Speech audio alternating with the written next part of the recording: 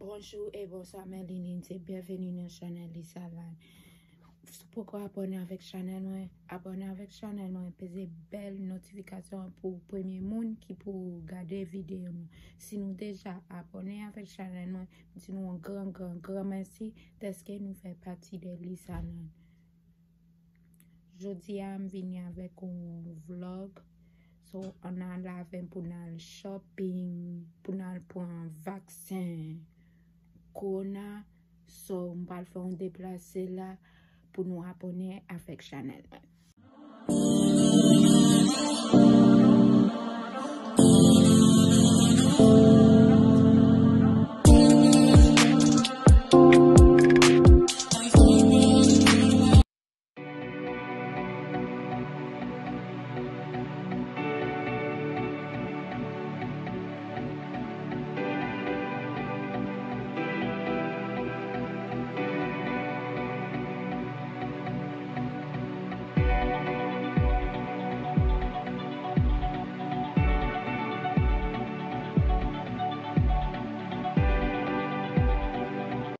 Comme je dis nous que nous va faire nous va shopping après ça nous va prendre test vaccin corona so on a la veine pour nous voir qui ça me va le faire so restez branchés.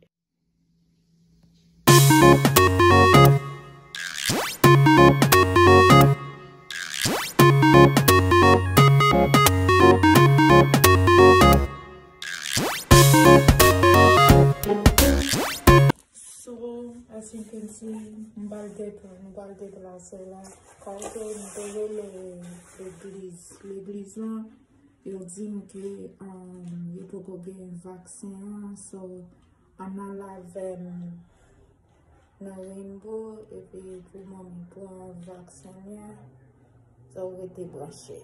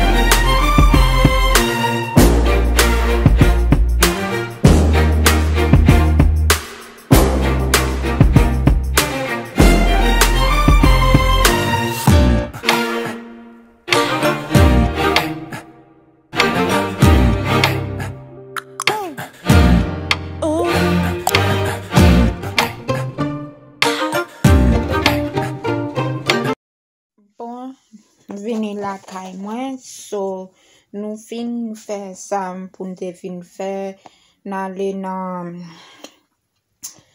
agensi a pou maman te pran vaksin corona, epi nou te pase nan Rainbow pou mte achete bagay pou lundi, si je ve. So, ou konen lundi se fête fiyo.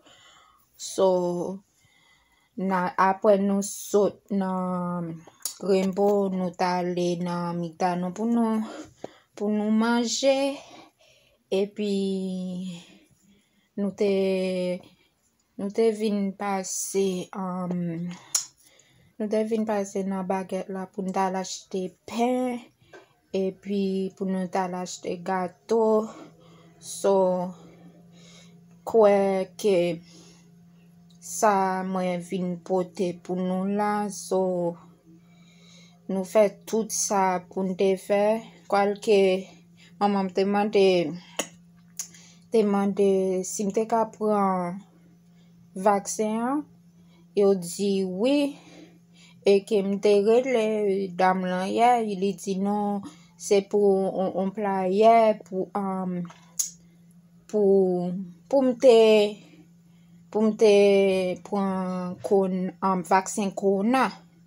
So, peut-être samedi, m'bale la pou mette rendez-vous pou m'di oui, ke maman mte pale ensemble avec yo, di mte ka pran test vaksin. So, peut-être l'autre samedi, m'ka pran test vaksin corona. So, c'est ça m'vin avec la. So, rete. Kom nou fin shopping avem, epi nou we ki jan ni mwen ni mami te pran vaksin corona. So, m'pal mette on fè nan video sa, pataje la vek fami ou zami ou, di sa mwen manke, epi kite on comment, like, share, epi mette on fè nan video sa na welen.